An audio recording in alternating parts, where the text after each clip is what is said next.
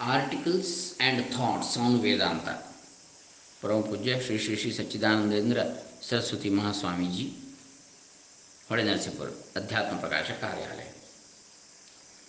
In this book, we have already studied 32 lessons. Today's is the 33rd chapter. Truth and Error. Om Shri Gurubhyo Namaha Harihi Om Shri Ganeshaya Namaha. Truth and error. The term truth and reality, as used in Vedantic discussion, have not quite the same sense as they have when used in common life. A thing is said to be real in ordinary life only when it is ascertained to possess the causal efficiency expected of it. Water, for instance, is really water only when it can moisten our clothes or slake our thirst.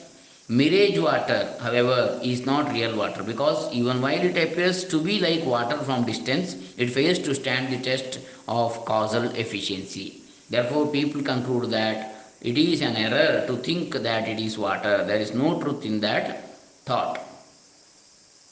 In Vedantic discussion, however, we set no store by practical efficiency. Certain objects in dream may possess causal efficiency while that state lasts, and yet everybody knows that they have been unreal all along, as long as one awakes. Atman is real according to Vedanta, not because he possesses any practical efficiency, but because he maintains his self identity irrespective of the presence or absence of something seemingly second to him.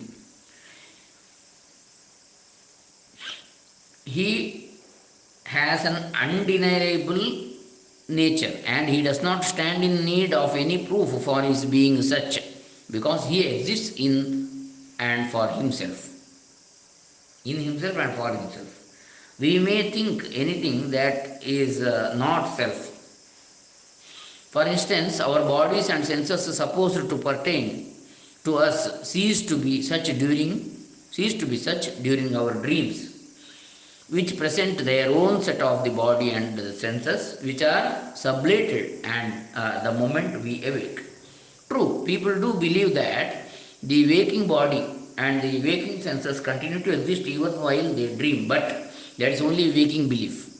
We have no inkling of any recollection or remembrance of waking or its contents in any dream. As a matter of fact, dream impresses itself as waking, and one has no suspicion whatever that one has been transferred to a replica of the original state.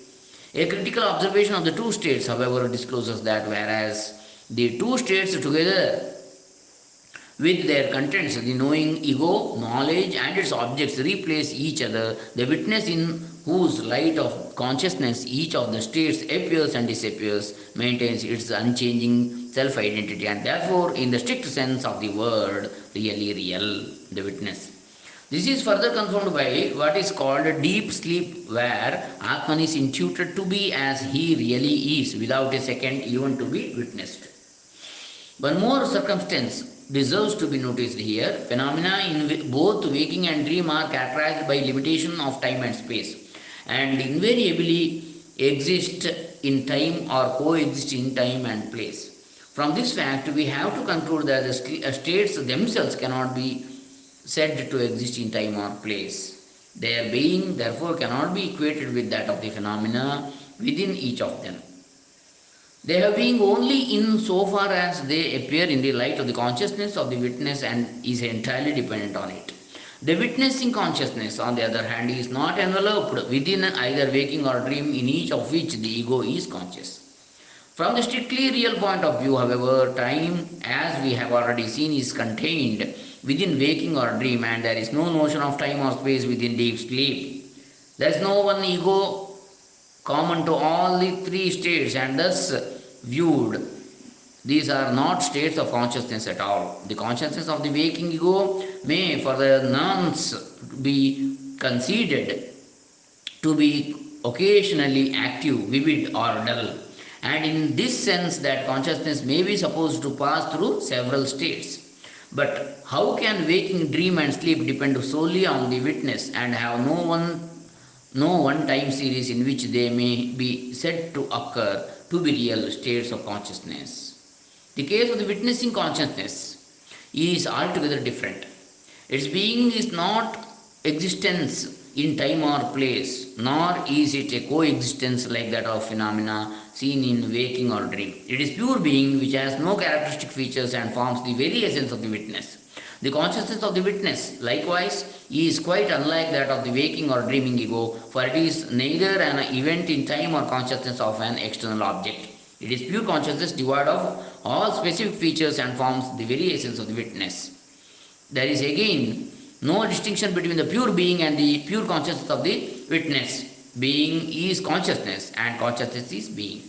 Moreover, the witness is witness only relatively, for it ceases to be such in states of sleep or swoon.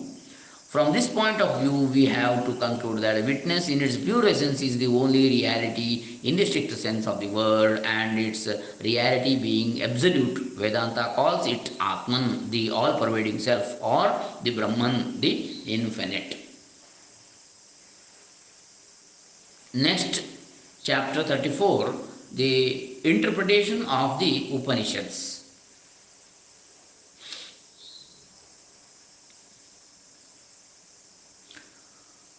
The language and style of the Upanishads is so peculiar to themselves that any clever scholar who has not dived deep into the technique of their teachings can find ample material in them to suit his own theory of the system which he chooses to make out of them.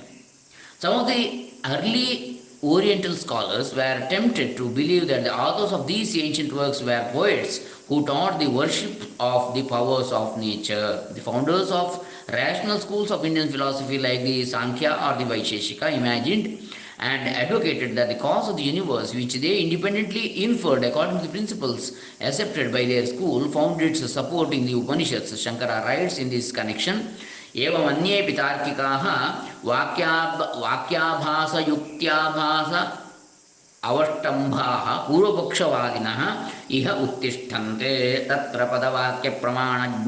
प्रमाणज्ञेन आचार्येण वेदान्तवाक्यानां ब्रह्मावगतिपरत्वप्रदर्शनाय वाक्याभासयुक्त्याभासविप्रतिपत्तयः पूर्वपक्षीकृत्य निराक्रियन्ते.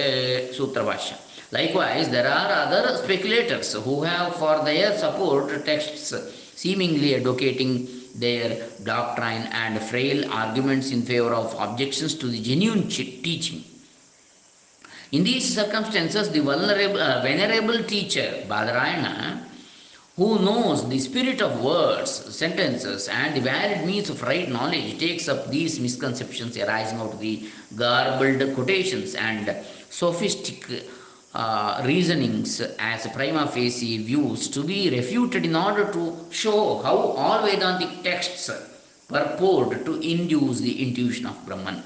It would be profitable to ascertain that what exactly Shankara means to convey by the epithet Padavakya Pramanajnena, one who knows the spirit of words, sentences, and valid means of knowledge. Some have interpreted this phrase to signify one who is versed in Panini grammar, the exegetics of Jaimini, and that is Mimamsa, Vyakarana, Mimamsa, and Gautama's Nyaya, Pramana, Pada, Vakya, Pramana, Vyakarana, Mimamsa, and Nyaya. But that is only half the truth. Actually, it is the spirit of words, sentences, and valid means of knowledge. In the first place,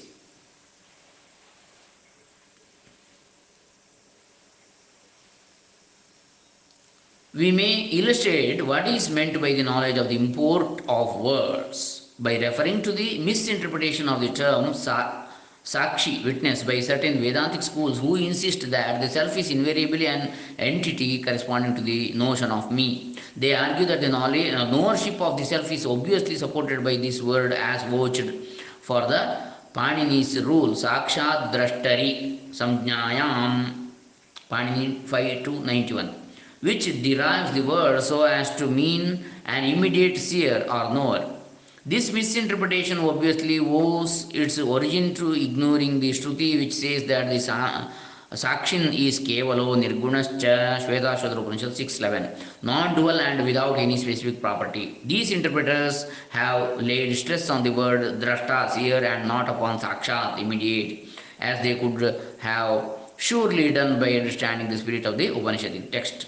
The reader will remember how Shankara has convincingly shown that all talk of pramatrutva, knowership, and pramanas, means of knowledge, is out of place in the case of Atman. Dehendriyadishu aham mama bhimana rahitasya pramatrutva anupapattau pramana pravritti anupapatte, since he can never rightly suppose the body to be in me and the senses and the mind as mine.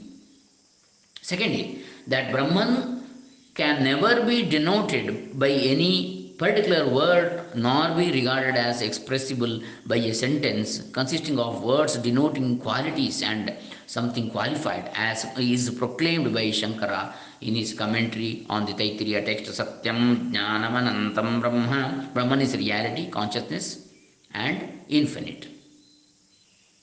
Satyam Jnanam Anantam. Reality, consciousness, infinite. Thus, the words reality, etc., in collocation with one another, restricting and being restricted by one another, form an apt definition of Brahman, which has therefore to be concluded as neither denoted by any particular word nor any entity to be described by a sentence like the lotus is a blue, large, and sweet smelling flower. Taittiriya Bhashya.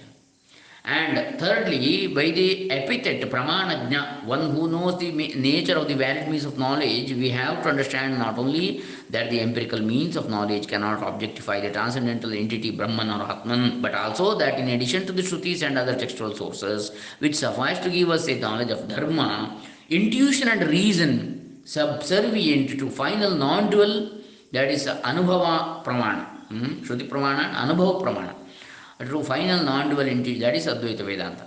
Non-dual intuition are to be admitted as means, since Brahman is an entity existing in and for itself.